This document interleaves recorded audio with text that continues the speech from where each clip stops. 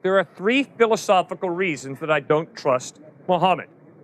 First point, you will notice that the miracle of Christianity is Jesus Christ. And you don't have to speak a particular language to hear about Jesus. The miracle of Islam is not a person. The miracle of Islam is the book, the Quran.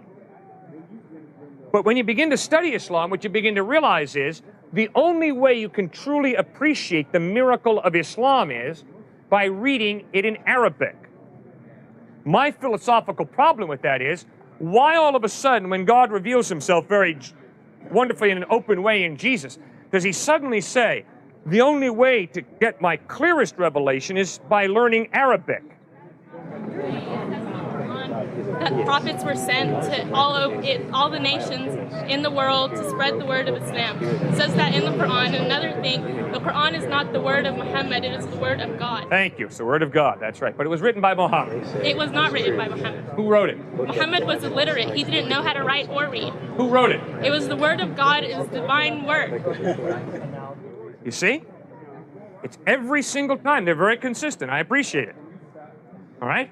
It is the Word of God, and they're very passionate about it. I respect your passion. There's no way you can rationally have a conversation with that. The same way, if you ask me, why do you believe the Bible is the Word of God? And I look you in the face and I say, because it's the Word of God. Rational discourse is broken down. All right, my second philosophical problem with Islam is, my Muslim friends inform me Matthew, Mark, Luke, and John are inaccurate. They're perverted gospels. In fact, it's been changed, they will say. Right, exactly. So then obviously the next question is, well, where are the unperverted ones? Unfortunately, my Muslim friends cannot produce the unperverted ones. Instead, what my Muslim friends ask me to believe is that a revelation that Muhammad had 500 years after Jesus, which obviously means Muhammad never met Jesus, that book, the Quran, is a more accurate presentation of the historical Jesus than the Gospels written by the eyewitnesses. Well, I'm sorry. Whenever I want to study an historical person, I don't go running to a guy who lived 500 years after the fact. I want to go to the eyewitnesses. I'm not going to trust Martin Scorsese to be my primary source of information about Jesus. Martin Scorsese never met Jesus, neither did Cecil B. DeMille.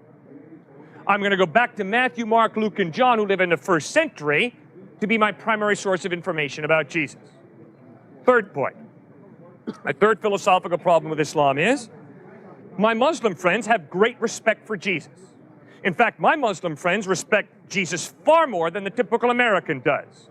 My Muslim friends believe that Jesus was born of a virgin, that he ascended to heaven, and that he's coming back a second time. Well, that's far more than the typical American believes about Jesus.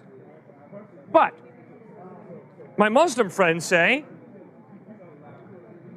that although Jesus speaks the absolute truth, Muhammad also speaks absolute truth. And the problem is they contradict each other on certain points. You cannot have A be absolute true and then B be absolute true if A and B contradict each other. Because that does nothing then but to allow for C to come along, claiming C is absolute truth, in spite of the fact that C contradicts both B and A. You cannot have an absolute truth contradicted by another absolute truth.